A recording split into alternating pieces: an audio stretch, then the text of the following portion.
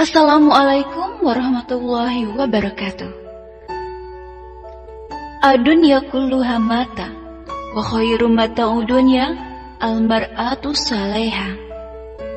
Dunia seluruhnya adalah perhiasan, dan sebaik-baiknya perhiasan adalah istri yang soleha. Inilah istri yang soleha. Episode ke-28.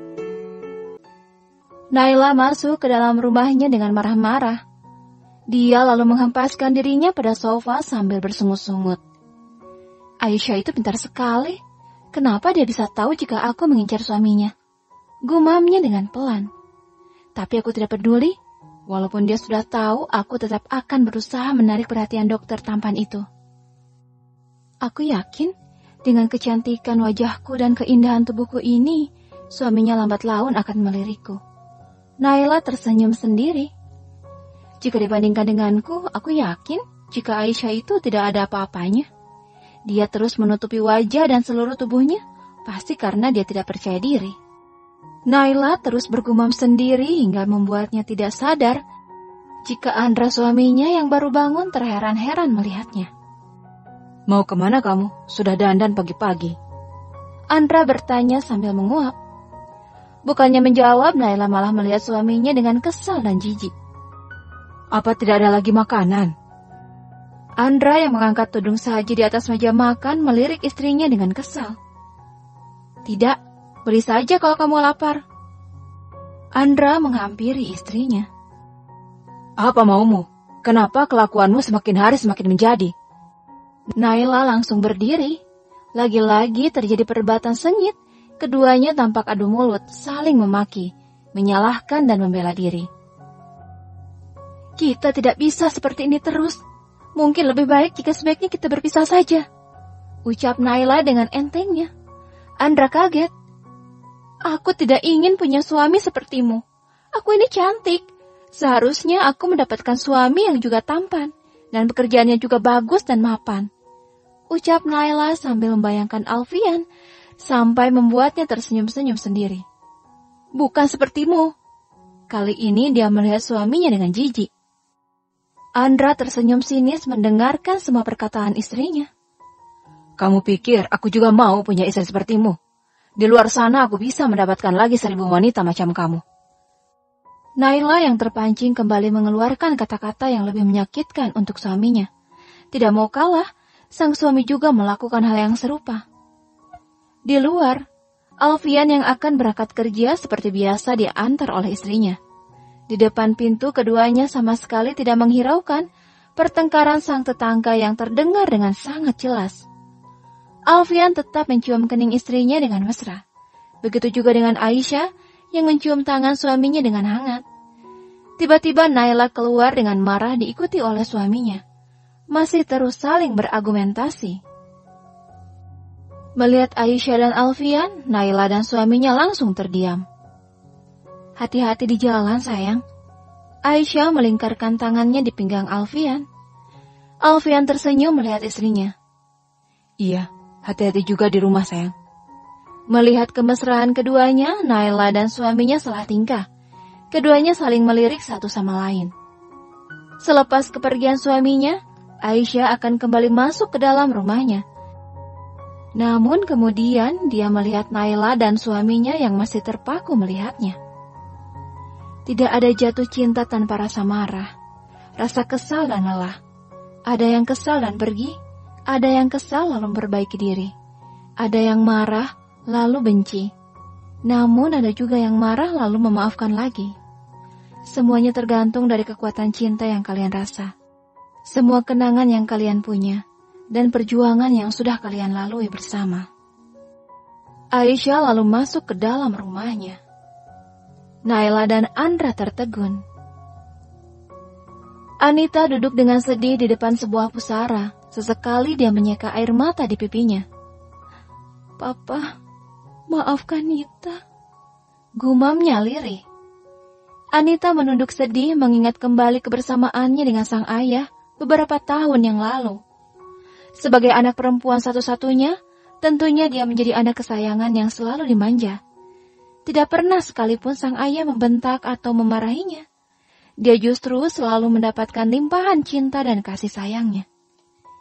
Hingga karena penyakitnya, 6 tahun yang lalu ayahnya harus pergi meninggalkannya. Dan masa itu adalah saat-saat terberat dalam hidupnya. Dia yang pada saat itu sedang menempuh pendidikan spesialisasi kedokterannya, bahkan sempat terpikirkan untuk berhenti. Namun urung berkat sang ibu yang mengingatkannya, jika menjadi seorang dokter adalah impian terbesar sang ayah untuknya. Anita menangis semakin terisak, bukan karena masih tidak menerima kepergian ayahnya, namun ada satu hal yang akhir-akhir ini mengganggu pikirannya. Tak lain karena perkataan seseorang yang sangat mengusik dirinya tentang menutup aurat. Ada bagian yang sangat menjadi bebannya, yakni seorang ayah akan ikut menanggung dosa jika putrinya tidak menutupi auratnya. Anita merasa sungguh tidak rela jika sang ayah yang sangat dicintainya itu turut serta akan semua dosa yang dilakukannya. Karena kebodohan dan keegoisannya yang tidak menutupi auratnya, akan terus menjadi dosa jariah bagi ayahnya yang telah tiada. Papa, maafkan Anita. Anita terus menangis memikirkan berapa banyak dosa yang telah dia berikan pada ayahnya. Aisyah memeluk Anita dengan erat. Dia sangat senang hingga tidak terasa Aisyah menangis bahagia. Hidayah itu mahal. Setelah kamu mendapatkannya, tetaplah istiqomah, walaupun susah. Memang tidak mudah, tapi teruslah berbenah dan tetap lillah. Ucap Aisyah sambil menatap wajah Anita. Anita tersenyum. Terima kasih. Sedikit banyaknya kamu ikut turut andil akan perubahanku ini. Alhamdulillah ya Allah. Aisyah kembali menangis bahagia. Kembali dia menatap penampilan Anita dengan baju syar'i dan hijabnya. Wajahnya terlihat menjadi semakin cantik bercahaya. Aku ingin memperdalam ilmu agamaku, ucap Anita tiba-tiba. Itu bagus, alhamdulillah. Aku ingin belajar di pesantren ayahmu. Aisyah mengerutkan keningnya. Lalu pekerjaanmu? Aku berencana untuk berhenti. Berhenti? Untuk sementara ini aku ingin fokus belajar dulu. Setelah itu aku berencana untuk membuka klinik persalin saja. Sepertinya itu tidak akan menguras waktuku, jadi aku masih bisa belajar sambil bekerja. Aisyah tampak terkesima. Alhamdulillah, idemu bagus sekali. Anita tersenyum. Kakakmu sudah mengetahui perubahanku ini. Selain dirimu, dia juga turut serta dalam upayaku menggapai hidayahnya. Setelah aku menyelesaikan pengunduran diriku, aku akan langsung pergi ke rumahmu. Lela sudah menungguku. Aisyah mengangguk senang. Semoga dalam hijrah ini kamu tetap istiqomah. Hijrah bukan berarti kamu tidak lagi menjadi diri sendiri, namun kamu tetap dirimu yang tampil lebih baik lagi. Aisyah tersenyum sendiri dari tadi. Dalam hati dia mengucap syukur tiada henti. Alfian yang baru selesai mandi melihat wajah istrinya yang sumringah. Ada apa? Tanyanya penasaran sambil menaiki tempat tidur. Alhamdulillah, Anita sudah berhijrah. Oh, jawab Alfian singkat. Aisyah tampak ingin mengatakan sesuatu lagi, tapi kemudian dia mengurungkannya. Aisyah tahu jika seorang istri, dia tidak boleh menceritakan tentang wanita lain kepada suaminya, hingga seakan-akan suami melihat wanita itu. Karena hati terkadang lebih dulu jatuh cinta daripada dua mata, sekalipun hanya melalui apa yang telah didengarkan saja. Oh iya sayang, alhamdulillah, sepertinya keinginan kita untuk membeli rumah sebentar lagi akan terlaksana. Alfian kali ini yang terlihat sangat senang. Alhamdulillah, Aisyah ikut merasa bahagia. Allah memberikan kita rezeki yang tidak terduga.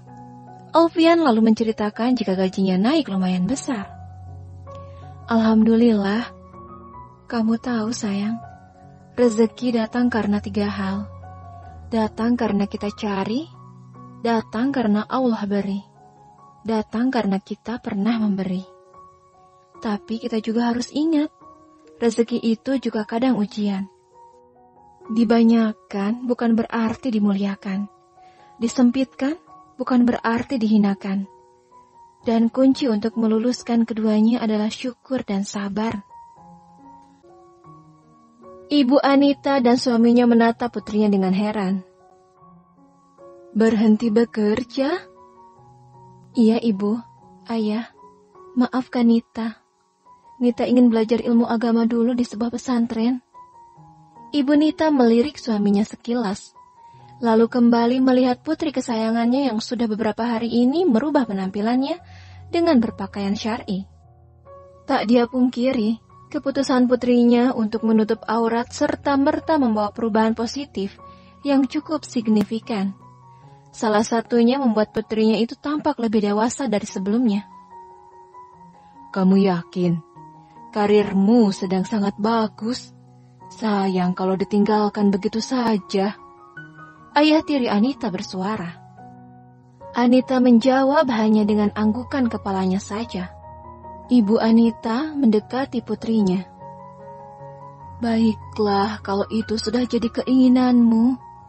Ibu dan ayahmu akan mendukung apapun asalkan itu yang terbaik untukmu. Anita memeluk ibunya. Terima kasih, Ibu. Sementara sang ayah tiri menepuk-nepuk pundak Anita dengan perlahan. Sama seperti istrinya, dia akan mendukung apapun itu keputusan Anita. Karena walaupun dia bukan anak kandungnya, namun dirinya tetap menyayangi Anita seperti putrinya sendiri. Anita terharu karena disambut dengan hangat oleh Lela dan seluruh keluarganya. Mereka semua menyambutnya dengan gembira, seolah-olah sudah benar-benar melupakan semua perbuatannya tempo hari yang telah mencoba merusak rumah tangga Aisyah. Umi membawa Anita ke dalam rumah, menunjukkan kamar yang sudah dia sediakan untuknya. Tidak, Umi, aku akan tinggal bersama para santri lainnya saja. Aku tidak mau tinggal di sini dan merepotkan Umi sekeluarga. Umi langsung menggelengkan kepalanya. Tidak, Nak. Lebih baik kamu tinggal bersama kami di sini. Tapi Umi... Tidak, Nak. Kamu sudah Umi anggap seperti anak Umi. Jadi kamu harus tinggal di sini bersama kita. Ini juga pesan Aisyah pada kami semua. Jika kamu harus tinggal bersama kami. Anita menyerah, walaupun merasa tidak enak hati, malu dan sungkan, tapi akhirnya dia bersedia untuk tinggal di sana. Melihat perlakuan mereka semua, Anita merasa beruntung, telah dipertemukan dengan orang-orang baik, yang tidak dapat dipungkiri, bahwa berkat mereka jugalah dirinya bisa mendapatkan hidayah, hingga kini dia berhijrah. Sama seperti Aisyah, semua saudara-saudaranya juga tak kalah baik dan ramah. Mereka dengan senang hati menerima kedatangan Anita, terlebih setelah mengetahui maksud dan tujuannya. Mereka langsung terharu dan merasa takjub akan niat baiknya untuk belajar ilmu agama lagi hingga rela meninggalkan karirnya sebagai seorang dokter yang sedang berkembang. Apa kamu sudah siap berhijrah? Tanya Zainab yang ternyata seusia dengan Anita. Anita sejenak terlihat bingung mendengar pertanyaan Zainab. Aku siap, jawab Anita yakin. Zainab tersenyum. Alhamdulillah, tapi yang harus kamu tahu jika tiada hijrah tanpa ujian. Hijrah ibarat obat yang pahit, tapi sebenarnya itu untuk kesembuhan kita sendiri. Untuk keselamatan dan kebaikan kita di dunia dan akhirat nanti. Siapkan dirimu dari cacian, makian, hinaan, ejekan, dan mungkin perkataan sok alim dari orang-orang sekitarmu. Anita terdiam, meresapi perkataan Zainab. Hijrah bukan hanya sekedar berpakaian syar'i. Ada akhlak dan perilaku yang juga dituntut harus syar'i. Karena setelah hijrah, masih ada istiqomah yang pasti dipertanyakan. Insya Allah, istiqomah memang butuh perjuangan. Sesulit apapun aku akan bertahan. Alfian terlihat fokus menatap layar laptopnya. Sudah beberapa jam ini dia duduk di meja kerjanya dengan serius. Karena malam yang semakin larut, Aisyah menghampiri suaminya, mengajaknya untuk beristirahat. Alfian malah menarik istrinya untuk duduk di pangkuannya. Sebentar lagi sayang, aku harus mempelajari penyakit dari pasien yang akan aku operasi besok. Aisyah yang melingkarkan tangannya pada leher sang suami, ikut menatap layar laptop di mana dia sama sekali tidak mengerti akan banyaknya istilah medis yang tertera di sana. Sudah malam, besok saja sesudah salat subuh dilanjutkan lagi. Sekarang sebaiknya kita tidur, ucap Aisyah lagi mengingatkan suaminya. Baiklah sayang. Alfian mematikan laptopnya, dia lalu mendekap erat tubuh sang istri dengan kedua tangannya, sambil menciumi Aisyah dengan mesra. Aku mencintaimu, bisik Alfian berkali-kali. Apa arti cinta menurut ilmu kedokteran? Tanya Aisyah usil. Alfian terlihat berpikir. Jatuh cinta adalah ketika hormon oksitosin meningkat. Hormon yang membuat perasaan sangat gembira, sampai-sampai menyebabkan jantung berdetak kencang dan telapak tangan berkeringat. Saat seseorang mengalami jatuh cinta, kondisi tubuhnya dibanjiri dengan beberapa hormon yang menghasilkan perasaan yang senang, obsesi dan juga kedekatan. Jatuh cinta memang berawal dari mata, namun dari mata perasaan itu diproses melalui pikiran. Jawab Alfian panjang lebar. Aisyah tertawa mendengarkan penjelasan suaminya. Kalau menurutmu, apa itu cinta? Tanya Alfian balik. Cinta adalah suatu perasaan kasih sayang yang merupakan fitrah manusia dan juga karunia Allah dalam penciptaan alam semesta. Cinta itu hanya kepada Allah. Cinta itu kepada apa yang dicintai oleh Allah. Cinta itu untuk dan karena Allah. Jadi, aku juga mencintaimu karena Allah. Lanjut Aisyah lagi. Alfian tersenyum.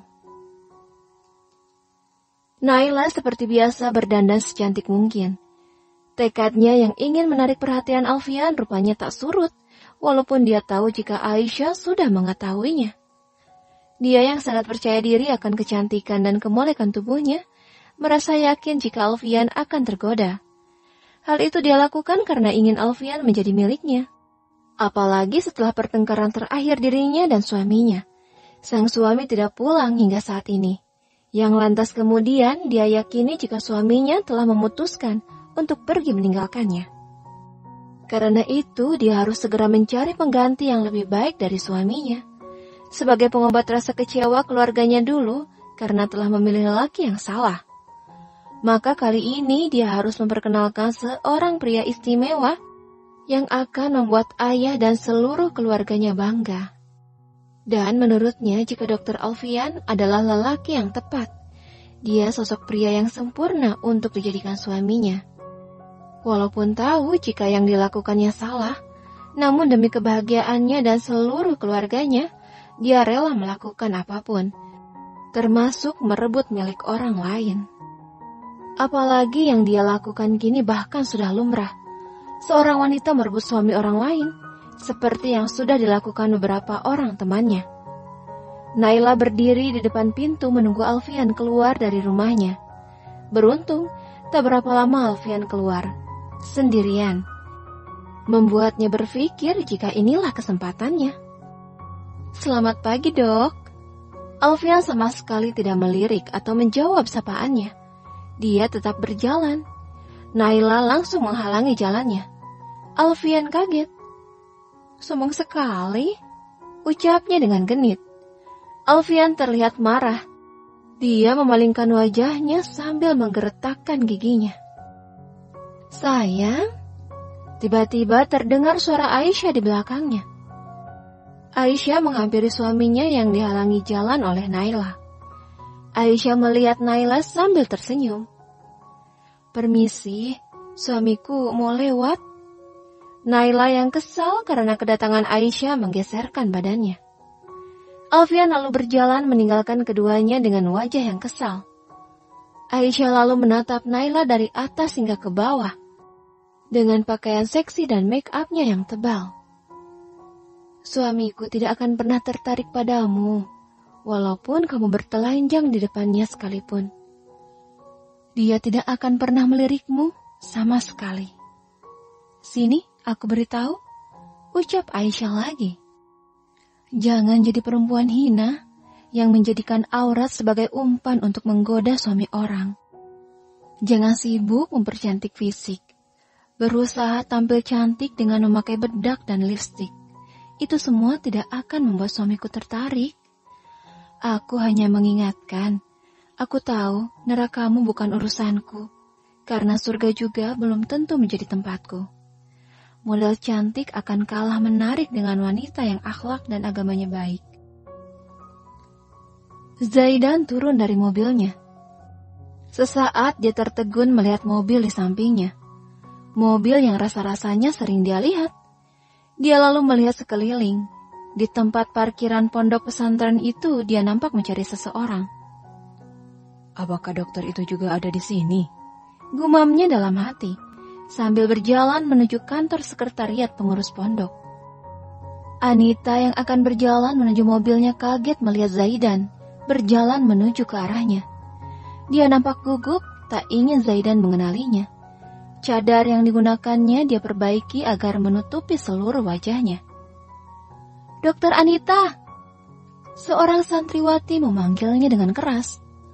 Zaidan langsung berhenti tepat di depan Anita yang langsung menundukkan kepalanya. Zaidan tersenyum ketika tahu jika di depannya adalah dokter yang dia cari sedari tadi. Assalamualaikum, ucap Zaidan dengan sangat bahagia melihat penampilan Anita. Waalaikumsalam, jawabnya singkat lalu langsung berjalan tergesa-gesa menghampiri santri yang memanggilnya tadi. Bersambung.